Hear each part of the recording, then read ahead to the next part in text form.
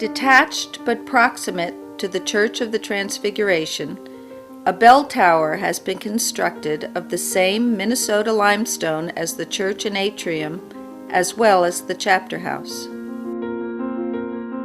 The tower shares an architectural style of simplicity and strength found in those buildings.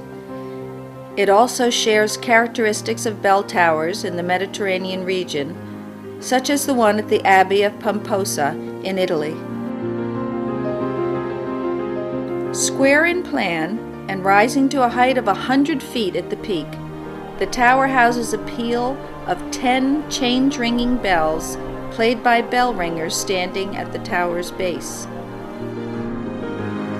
The church bell tower can be seen from a distance, so that it points the way to the church, summons the faithful to worship, and announces the gospel to the people in the area. As in many early church complexes, as well as church complexes of our own day, the bell tower serves to unify all of the community's buildings. It expresses the soaring quality of prayer and draws one's attention heavenward. You really need a rivet sight. This is the floor looking down? Yeah. In March 2007, the architects, bell founder, and church representatives met to discuss the future installation of the bells. This is the first bell tower that our office will have designed. I think what's kind of neat about this is that even though I mean, all the same issues that you deal with putting a building structure together, this is kind of unique because in the end the building is actually a full standing instrument. So I think we're all starting to realize that it's not just a building that we're involved in, but maybe in some ways one of the largest instruments known to a built environment. So.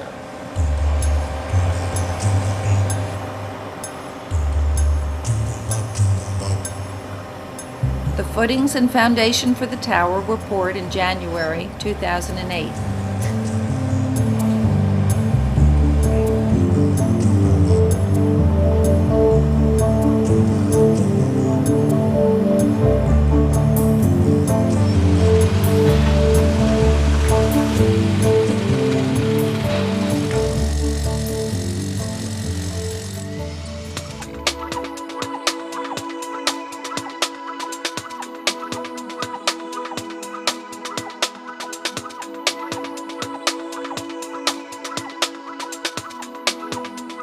The first 27 feet of the tower is poured concrete.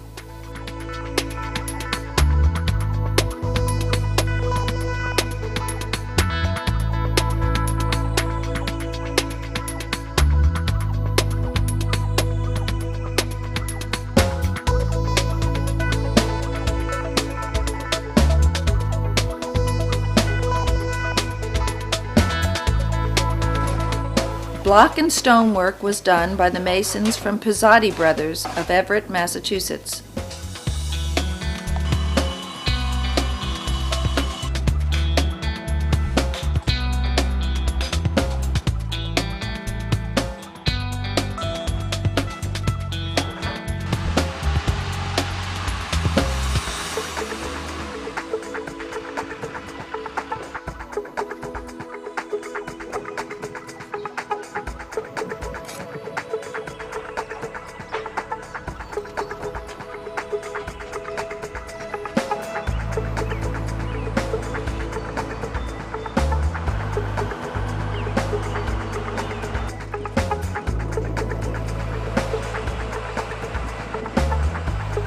Hey Frank, Yes.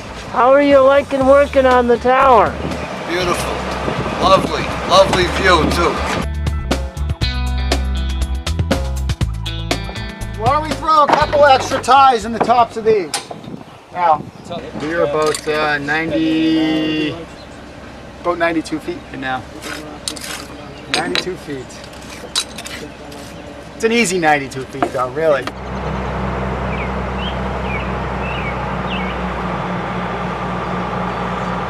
Today we were able to set the last 4 lintels.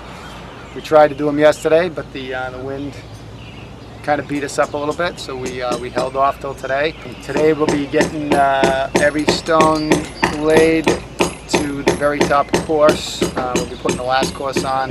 We'll be topping off. Before completion, Community of Jesus members had the opportunity to climb the scaffolding and see the view from the top.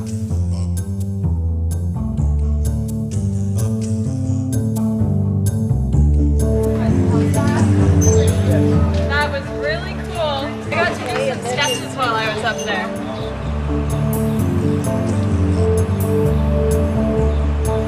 We're right now installing the upper sound lantern screens. They've just installed the first one about 20 minutes ago and the second one just 5 minutes ago. It's pretty exciting to see it up, and I'm very pleased at how calm this day is. It makes it so much easier to do anything with a boom lift like this. The screens are designed to look as if have the bronze color and also be compatible with the mahogany colors of the chapter house and of the church. They are mostly open, primarily open. They are intended to be mostly decorative, to allow the sound out and provide some sense of enclosure around the sound lantern itself. For casting the tower bells, the Community of Jesus turned to Whitechapel Bell Foundry in London.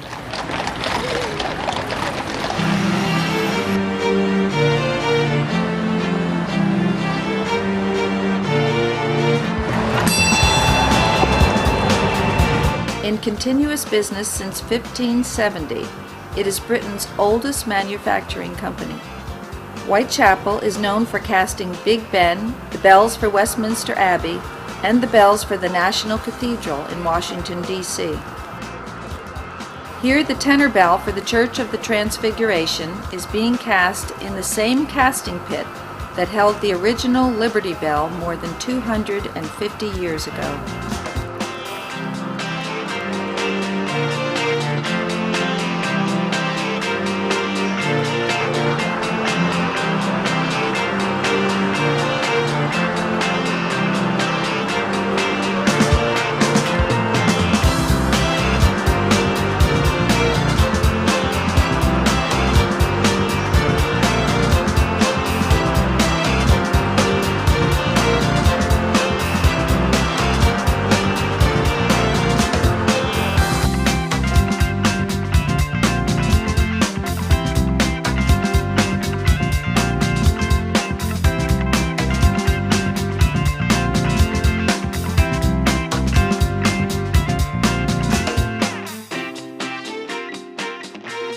Whitechapel's experienced bell hanger, Neil Thomas, arrived in late July 2009 to install the bells.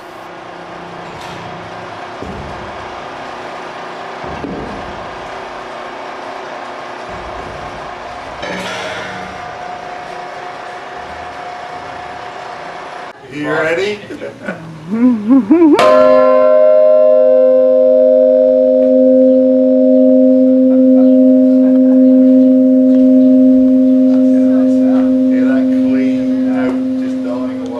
Done a lot of voluntary work in our area to keep bells ringing because our churches haven't got the money, so we keep patching them up, keeping them going because we want the bells to ring.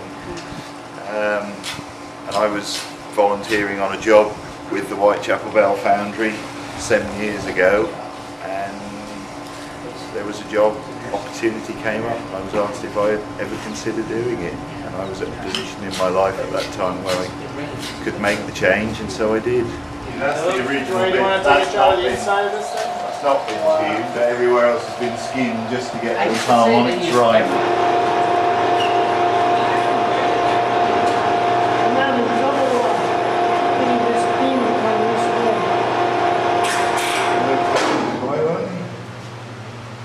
Here, over here. We'll have another big bell coming up.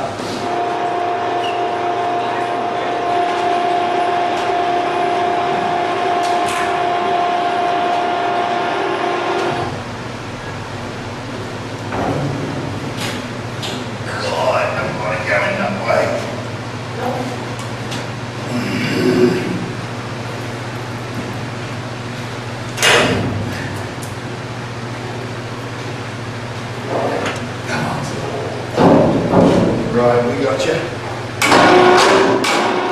At the moment, they're just being sat down into their individual pits, which we built obviously yesterday. The fittings have all been put on this morning, and then as soon as we get all the 8 ones in this outside ring up, we'll finish bolting up the rest of the fittings. We have to do a juggling act. We've got to bring all the bits up that are necessary to finish building this, but we don't have to bring the 2 bells up before we can actually build it into place, because they won't go through the hole afterwards. Into the ringer.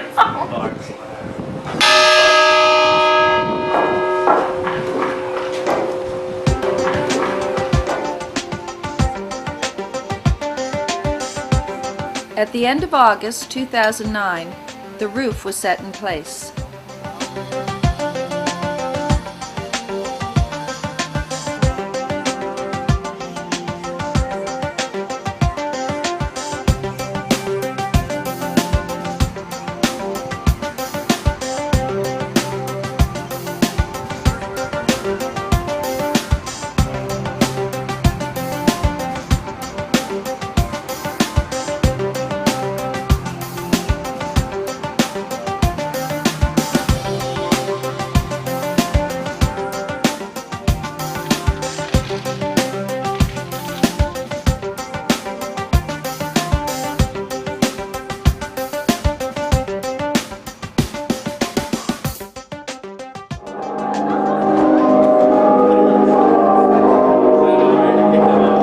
Members of the Community of Jesus Ringers started training with Neil Thomas and the Advent Guild of Bell Ringers from Boston. The bells at the Church of the Transfiguration take their place in the well-loved tradition of change ringing. Change ringing requires a team of bell ringers who alternately ring musically tuned bells in patterns. I've been a bell ringer since I was 14 at school. I went to the local church in the village we just moved to. I saw them ringing. I stood there watching and they saw me, and that was it. I was hooked. Community of Jesus members installed the stone floor at the tower's base. We've just laid the first porphyry circle that lines up with the number 8 bell rope. There's 9 more of these. This is the first one we've got in, so everything else builds out from these, and all the little kind of mosaic-sized porphyry stones. So once we get the big circle set, we can kind of tie everything together.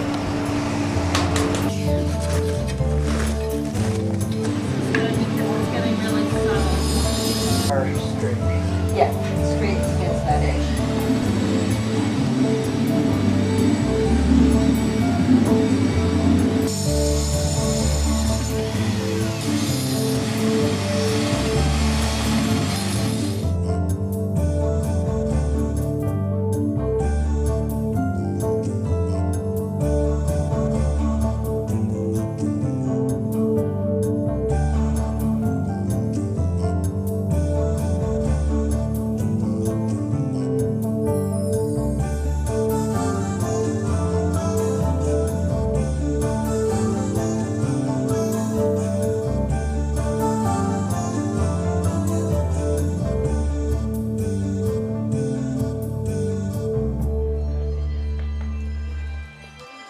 The first ringing of the bells was September 27, 2009.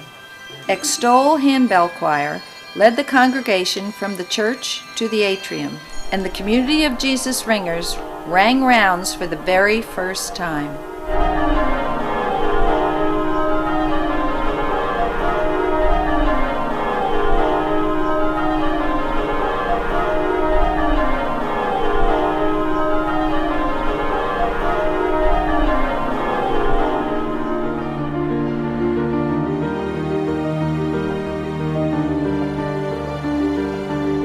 The bells will call the faithful to worship, signify the passage of time, ring out announcements of joy or mourning, and commemorate other significant events and occasions.